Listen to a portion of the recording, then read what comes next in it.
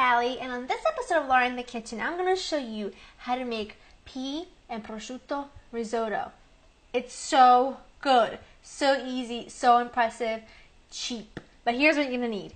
You're going to need some frozen baby peas, some prosciutto, some arborio rice, very important to get arborio rice, finely minced onion, white wine, finely minced garlic, butter, really good Parmigiano Reggiano, and you're also going to need some chicken stock, olive oil, salt and pepper, and just a few leaves of basil. Now I've got all my chopping done, so let's go to the stove and start cooking. Alright guys, first thing you want to do is you want to have a nice, about 4 cups or so of chicken stock on a simmer. You might not need it all, but it's hard to tell. Sometimes you need more, sometimes you need less. You should need about 2.5 cups, but you always want to have extra just in case you run out of liquid. That's when you start to ladle in the chicken stock to the rice. It makes a nice creamy risotto. So you want to have it on a simmer. You don't want to have it boiling because it will reduce. So we have that taken care of. Over here I have a nice large high-sided pan with about a tablespoon of olive oil in there. It's nice and hot over medium heat. And I'm going to add my prosciutto in there. Now what I'm going to do, and I'm just going to cook it a little bit, develop its flavor a little bit more. Now I'm not using very much. I'm using just 2 ounces. It's thinly sliced and I've just chopped it up. This recipe makes enough for 2. It's a perfect little dinner. It's so quick, so easy, it's inexpensive. You could use bacon if you don't have prosciutto. Always works. You know, obviously as an Italian, I have had a love affair with risotto my whole life. I mean, we have made so many different kinds.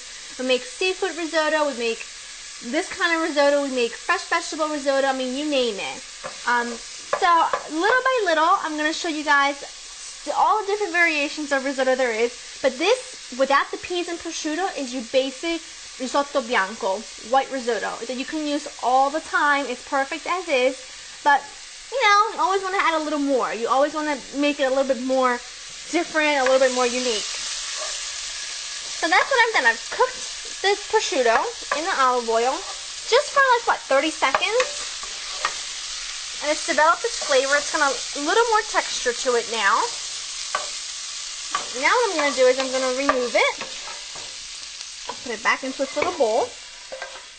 I have a little bit of olive oil left in the pan from the prosciutto. I'm going to add a tiny bit more, not much, and in with the onions. Here we go. Now these are nice and finely minced because the thing is, if you cut onions too big, too thick, they need a while to cook down. And this whole dish comes together in about 25 minutes, so it's pretty quick. Now, if someone once told me, if you can make risotto, you can make anything, because a lot of people don't know the proper way to make risotto. It shouldn't be too thick and dense like rice pudding. It should be with an onda, with a wave to it, just like the Italians do it. So, stick by me. I'll teach you step by step how to make the perfect risotto. Cook the onions, medium-high heat, for about, I would say, 45 minutes. You want them to get translucent and cook down, and we'll add the rest of the ingredients. My onions are perfect. I've added another tablespoon of oil because it was getting a little bit too dry. So if that happens, just add a little bit more oil. I'm going to add in my garlic now. Saute that up for literally 30 seconds just to develop its flavor. Garlic is perfect. We're adding in the arborio rice now. You want to make sure you toss it in that oil, that flavored oil with the onions and the garlic and everything. Beautiful. It takes about a minute or so, nice and coated. Adding in the wine. The wine's absolutely necessary, and it looks like a lot, but now what you're going to do is you're going to let this cook down for about 2 minutes. You want it to be cooked down quite enough before you add the chicken stock.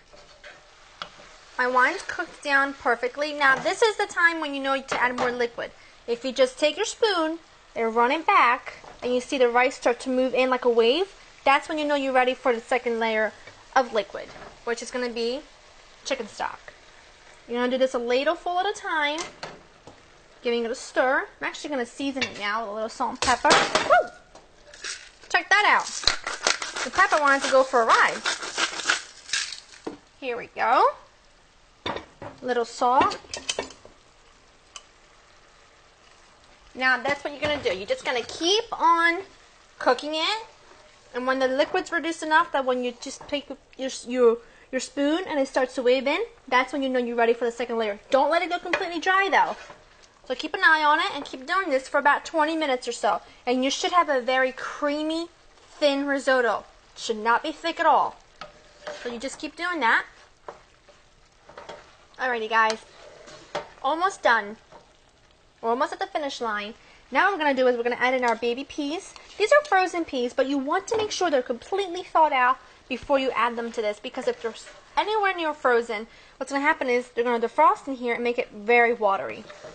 Don't want that. Okie doke. Another ladleful of chicken stock. Just for the last 5 minutes or so. Let this cook for 5 minutes and then we'll finish it off. It's been about 5 minutes since the peas have been in. You can see it's still very loose, and that's what you want because it will set a little bit more. Immediately turn it off. Adding in a tablespoon of butter. Very important to do this while it's off. Adding in some fresh basil. Not too much because it will overpower everything. Adding back in our brown bits of prosciutto. And last but not least, really good grating of Parmigiano Reggiano. Oh yes.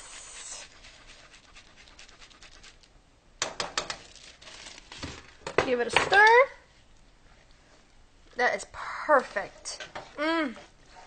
Alright guys, let's go take it to the table and serve it up. Here we go guys. It's perfect. This is how risotto should be. Nice and loose. Plate this up. I'm telling you, once you've gotten down, you know, how to make risotto, the possibilities are endless. There's so many different things you can do with it. Clean up a little bit. Final little sprinkling of Parmigiano. And there you have it. Step 1 on how to make the perfect risotto. Look at that. You and I are going to go on lots of adventures with risotto together. I'm going to show you so many different ways, but please try this recipe. You'll be so surprised in how few ingredients and simple techniques can just give you the most amazing results. To get this recipe and other recipes, check out my website, www.laureninthekitchen.com. I'll see you next time. Bye-bye.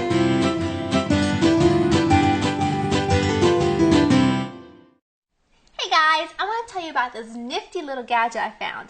It's called a mag tag. It's a lost and found tag that I put on everything, my luggage, my keys, even my purse.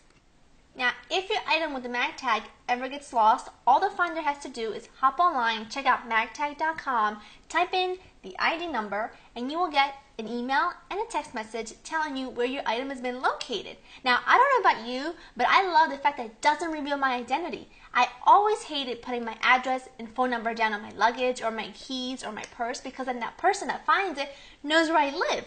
You don't want to do that. That's the great thing about MagTag. It completely protects your identity. It is so useful, and they have had 80% success rates on returned keys. I mean, that's amazing, right? Now think about it. Your keys aren't really useful for anybody else, so they're going to want to return them. So do me a favor. Check out magtag.com. That's mag-tag.com. Check it out. I guarantee you, it's a no-lose situation.